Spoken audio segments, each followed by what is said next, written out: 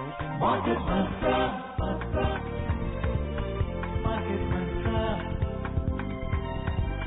Market Mantra. Market Mantra. Market Mantra. Good evening and welcome to the Saturday edition of Market Mantra, in which we give you a complete update on the economic news of the day. Today we'll also be taking calls from you, our listeners, and any queries that you may have on business, economic and stock market matters. But do remember that we don't address stock or company specific queries. The numbers to call us on are 23314444, 23717106 or 23717117. My name is Rajesh Lake, and with me is my co-anchor in Hindi, Amrish Saxena. नमस्कार, आर्थिक खबरों के कार्यक्रम market मंत्र के ताजा अंक में आपका स्वागत है। रोज की तरह आज भी हम ताजा आर्थिक समाचार आप तक लाएंगे। श्रोताओं, आज शनिवार है और हर एक शनिवार की तरह आज भी हम आपके प्रश्न सीधे प्रोग्राम में शामिल करेंगे। आप हमसे आर्थिक, व्यापारिक और शेयर बाजार से जुड़े किसी भी मुद्दे पर जानकारी प्राप्त कर सकते हैं, परंतु ध्यान रखिएगा कि हम किसी विशेष कंपनी या स्टॉक के बारे में आपको इस कार्यक्रम में जानकारी नहीं दे पाएंगे। हमसे बात करने के लिए आप हमें इन नंबरों पर फोन कर सकते हैं 23314444 और 23717106 और तीसरा नंबर है 23717117। आपके प्रश्नों का उत्तर देने और प्रमुख खबरों पर चर्चा करने के लिए हमारे साथ कार्यक्रम से जुड़े हुए हैं हरवीर सिंह, जो कि हिंद किसान चैनल में एडिटर इन चीफ हैं। हरवीर नमस्कार, कार्यक्रम में आपका स्वागत है। वेलकम हरवीर। नमस्कार, थैंक यू राजेश। और सबसे पहले हेडलाइंस लेके मौजूद हैं राजेश लेख। The country's foreign exchange reserves hit a lifetime high, rises above $542 billion in the first week of this month. And domestic equity benchmarks gained more than 1% in the business week ended yesterday. देश का विदेशी मुद्रा भंडार अब तक की सर्वाधिक ऊंचाई पर पहुंचा। इस माह के प्रथम सप्ताह में 542 अरब अमेरिकी डॉलर के पार चला गया। घरेलू शेयर बाजारों में कल समाप्त हुए सप्ताह में 1% से अधिक की बढ़त दर्ज की गई।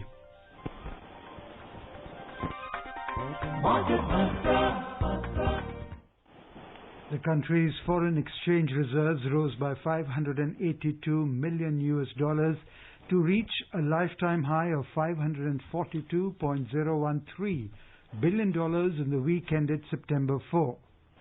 In the reporting week, the foreign currency assets, a major component of the overall reserves, increased by $269 million to $498.362 billion.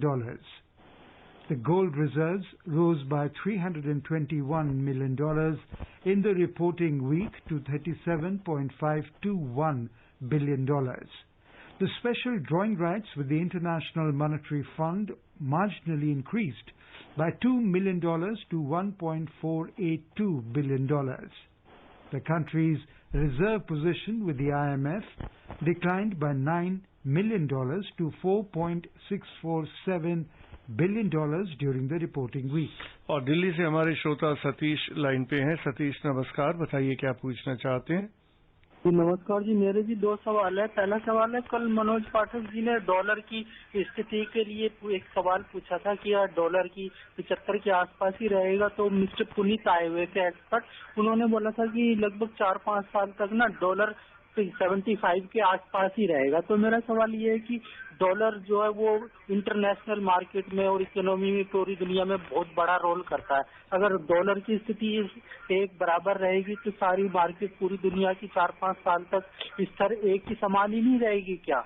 और दूसरा सवाल ये है कि जो ये हमारी जो तनाव वाले जो स्टेट्स है जैसे अरुणाचल प्रदेश, कश्मीर, इनके इन्वेस्टमेंट के लिए फॉरेन इन्वेस्टमेंट मिल जाता है इनके डेवलप के लिए, या सरकार को अपने पास से पैसे खर्चने पड़ते हैं? सरकार को लोन मिल जाता है इन स्टेट्स के ऊपर या सारा पैसा खुद ही खर्चना पड़ता है? ये बताइए जी। देखिए, अपने डॉलर के एक्सचेंज रेट के लिए कहा है कि अगले कुछ साल इसी 75 के आसपास रहेगा। ये प्रेडिक्शन काफी मुश्किल है, क्योंकि डॉलर का रुपये के साथ एक्सचेंज रेट के लिए कई सारे फैक्टर हैं। हमारी इकोनॉमी है, अमेरिकन इकोनॉमी है, हमारे इंपोर्ट्स हैं, ऑयल प्राइसेस हैं और हमारे एक्सपोर्ट्स हैं। ये सारे फैक्टर्स मिलकर के तय करते हैं कि डॉलर का मूवमेंट कहाँ रहेगा।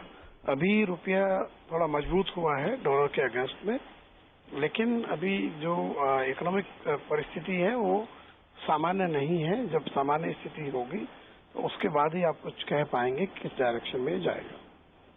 दूसरा, आपने कहा कि जो इंटरनेशनल इन्वेस्टर्स की बात की है, जो कश्मीर और नॉर्थ ईस्ट में, देखिए इन्वेस्टमेंट क्लाइमेट का अगर आप देखेंगे कि कश्मीर में कुछ कंडीशंस हैं, बट नॉर्थ ईस्ट में तो ज्यादातर जगह बहुत सामान्य परिस्थिति है। और सरकार जब इन्वेस्टमेंट अपने बूते लेती है तो वो उसकी गारंटी होती है।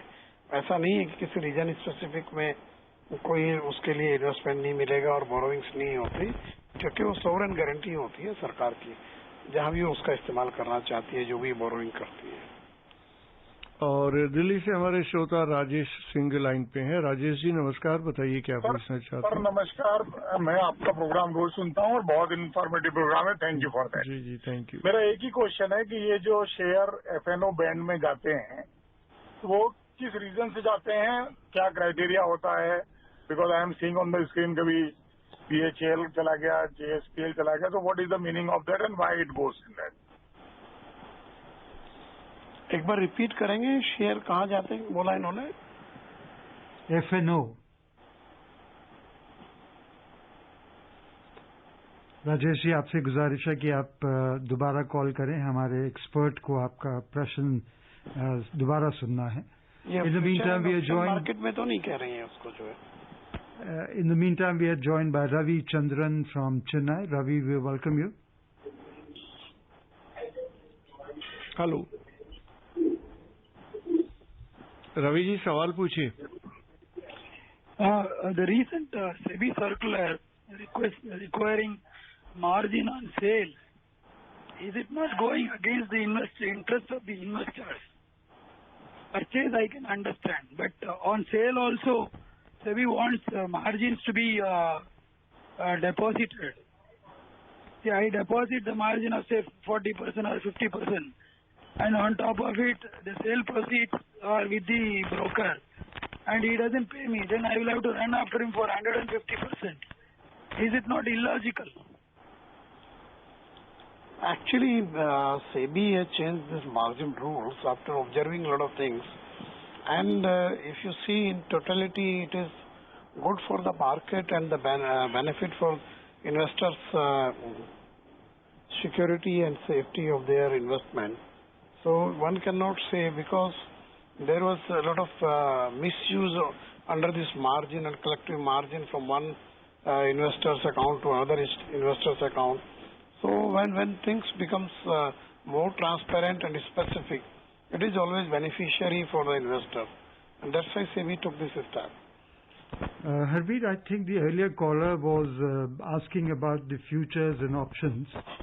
And there are two types, according to me, types of derivatives available for the trading in Indian stock markets. In the futures trading, traders takes the buy or sell position in an index or a stock.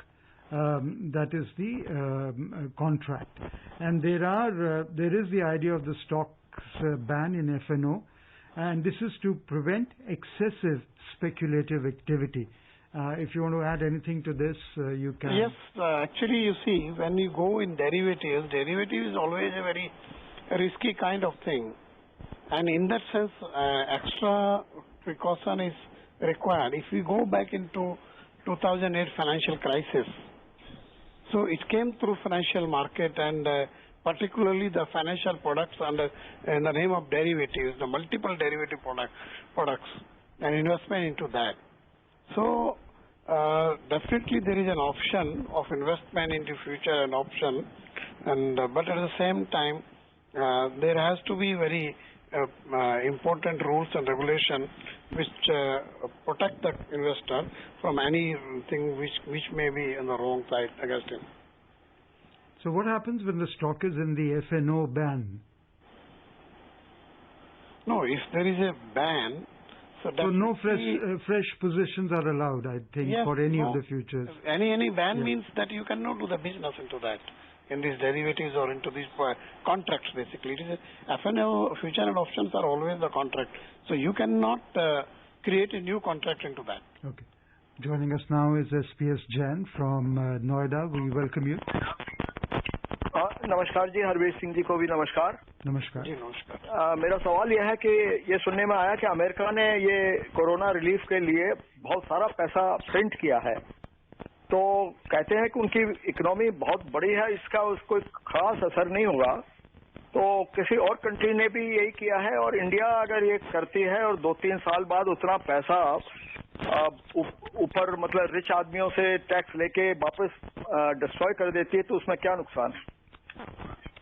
नहीं देखिए, US ने no doubt बहुत पैसा उसमें corona का जो pandemic है उसकी वजह से जो परिस्थिति पैदा हुई है, तो जो सबसे बड़े पैकेज है उनमें से एक अमेरिका का पैकेज है ईयू के बाद। तो जाहिर सी बात है, उन्होंने डायरेक्ट जो लोगों को ट्रांसफर किया पैसा, जिनके जॉब्स गए हैं, कंपनीज को सपोर्ट किया, प्लस क्रेडिट फैसिलिटीज काफी बड़ी जनरेट की है।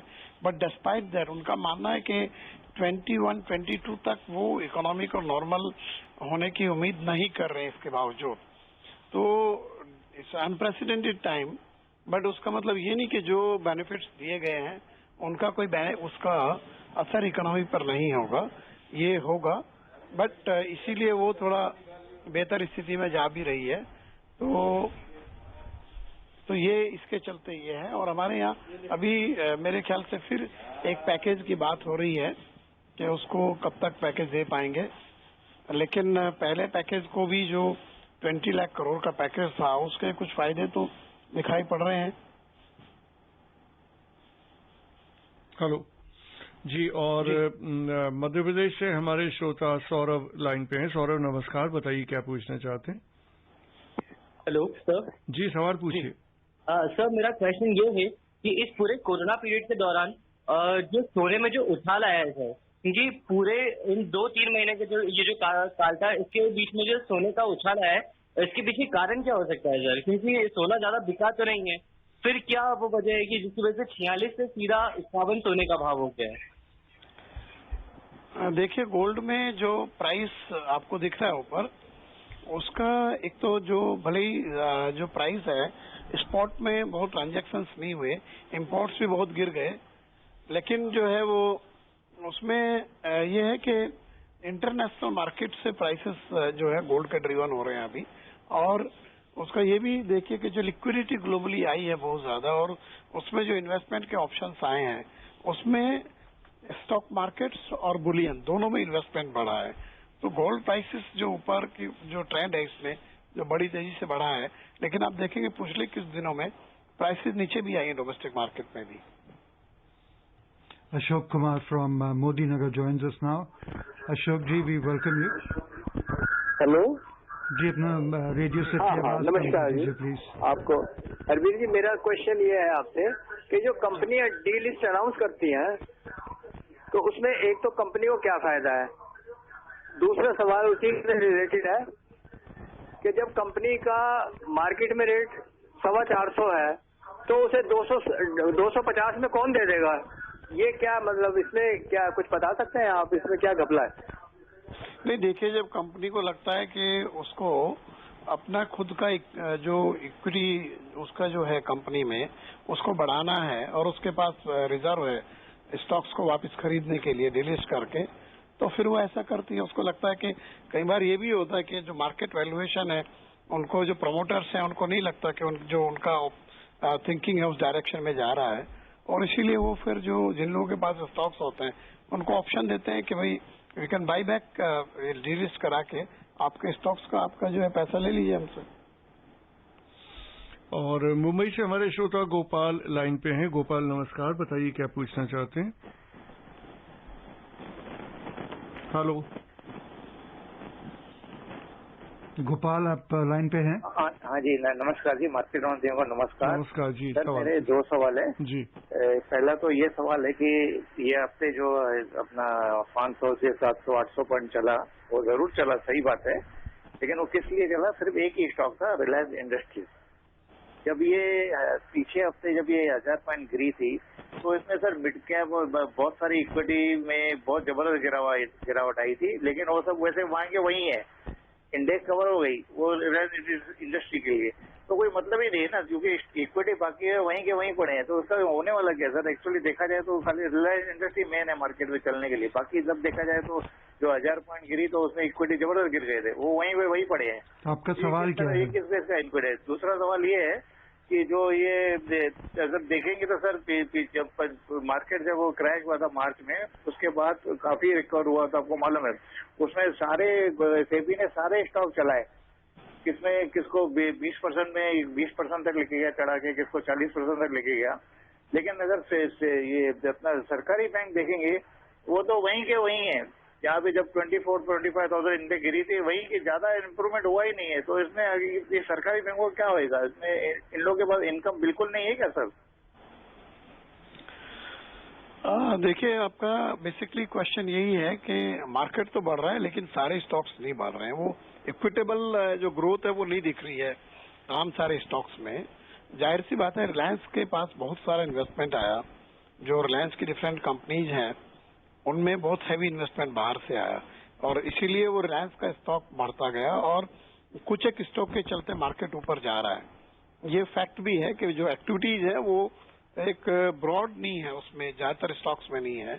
तो इसमें तो देखिए, जिन लोगों का इंटरेस्ट है मार्केट में, जहाँ ज्यादा बड़ा इन्वेस्टमेंट है और लिक्विडिटी है, वो किस तरफ डायरेक्ट हो रही है उस पर डिपेंड करता है, ये कोई रेगुलेटर तय नहीं कर सकता।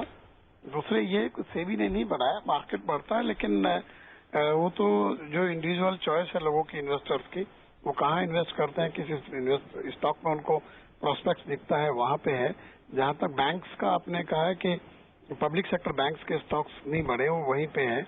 पब्लिक सेक्टर बैंक्स में ज्यादातर की जो अभी हालात हैं बहुत अच्छे नहीं है। अगर आप देखेंगे प्राइवेट सेक्टर में जरूर 2-3 बैंकों ने अच्छा किया है, तो ये उसका रिफ्लेक्शन भी है। और पीएसयू स्टॉक्स में ओवरऑल भी आप देखेंगे बहुत कम एक्टिविटीज हैं, कुछ एक को छोड़ दें तो ज्यादातर में एक्टिविटीज नहीं है। प्राइवेट स्टॉक्स में कंपनीज के स्टॉक्स में ज्यादा एक्टिविटीज है जी। और हरवीर जी, इस सप्ताह के शेयर बाजार का हाल भी जान लेते हैं।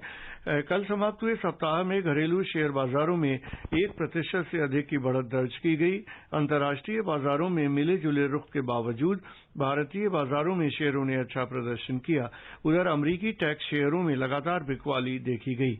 विशेषज्ञों का मानना है कि कोरोना वायरस में लगातार तेजी और भारत चीन के बीच बढ़ते तनाव से निवेशकों में निराशा है। सप्ताह के दौरान सेंसेक्स 497 अंक यानी 1.3% बढ़कर 38,855 अंकों पर बंद हुआ। निफ्टी भी 131 अंक यानी 1.15% की तेजी के साथ 11,464 अंकों पर जा पहुंचा। बंबई शेयर बाजार के व्यापक बाजार ने सेंसेक्स के बेहतर प्रदर्शन को रोका। मिड कैप इंडेक्स 1.06% और स्मॉल कैप इंडेक्स 0.31% गिरा।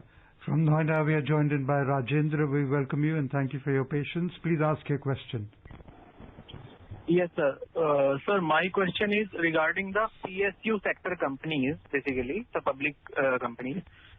What is the effect on the shares of a PSU company if the government reduces its stake in that PSU? मतलब वो उसको divest करती हैं तो क्या फर्क पड़ता है उसके शेयर के प्राइस पर?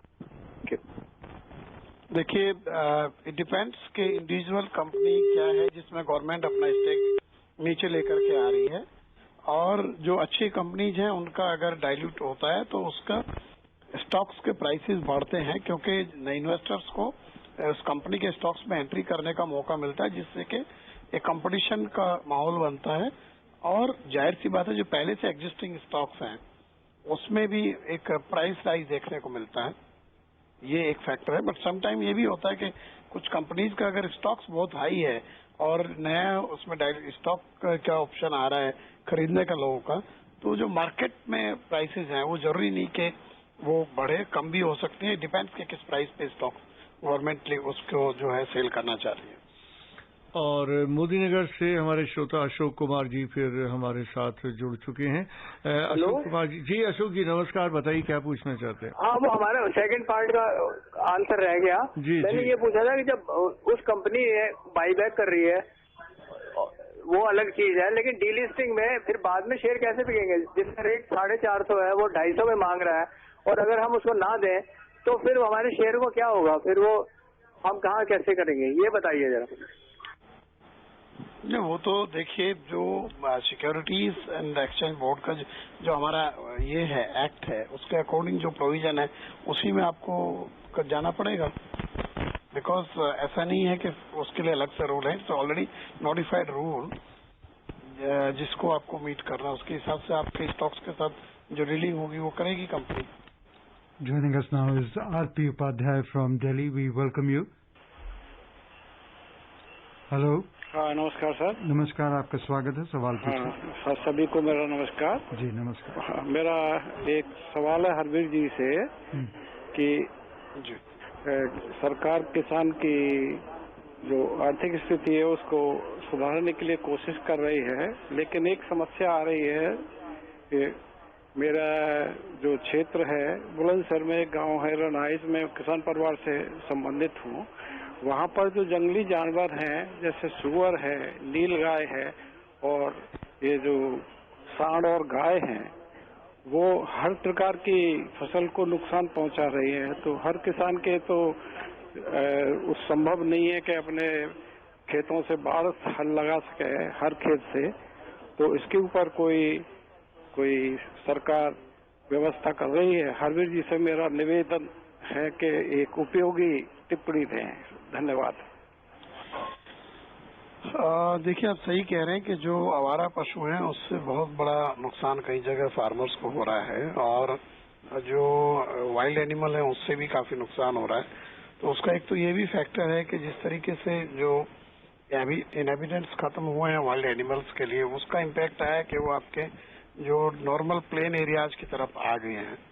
तो उसमें गवर्नमेंट की कोई स्कीम तो नहीं है, लेकिन ये है कि जो आवारा पशुओं के लिए कहीं उनको रखने के लिए और उसके प्रोग्राम के लिए कुछ स्कीम बनाई है गवर्नमेंट ने, उनको वहाँ रखा जाए, लेकिन बहुत ज्यादा कारगर नहीं हो रही है और इसका काफी इम्पैक्ट आ रहा है। बिकॉज एक तो फार्मर्स को या तो फेंसिंग करनी पड़ रही है, उसके ऊपर उसका खर्चा आ रहा है, और क्रॉप लॉस भी बियर करना पड़ रहा है। मेरे ख्याल से गवर्नमेंट को इसमें सोचना चाहिए। अब ये भी है कि कई बार कुछ एनिमल्स के मामले में एनिमल क्रूअल्टी और ये सब इश्यूज भी आते हैं, तो काफी दिक्कत तो है और काफी बड़े हिस्से में इसकी प्रॉब्लम आ रही है।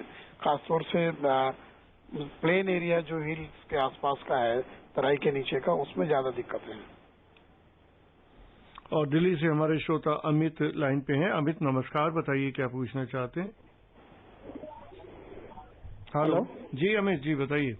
हाँ, सभी को नमस्कार सर। नमस्कार सर, मैं ये पूछना चाहता हूँ, जो सरकार द्वारा योजनाएं लाई जाती है, जैसे कि मान लीजिए मत्स्य पालन योजना, पशुपालन है या मधुमक्खी पालन है, तो ये ग्रामीण क्षेत्रों में तो अर्थव्यवस्था को सुदृढ़ करने के लिए बड़ा अच्छा सरकार की योजना है, परंतु सर क्या इसकी क्रियान्वयन करने के लिए जो अथॉरिटी बनाई गई है, क्या वो पूरी तरह उन को जाके निरीक्षण करती है कि हाँ, ये पशुपालन योजना के तहत अगर इस एरिया में सरकार ने पैसे दिए हैं तो क्या वहाँ पे वो चीज सही जगह पे पहुँचा लाभार्थी के पास, और ये कैसे निरीक्षण करता, कौन करता है निरीक्षण इस चीज का? धन्यवाद सर।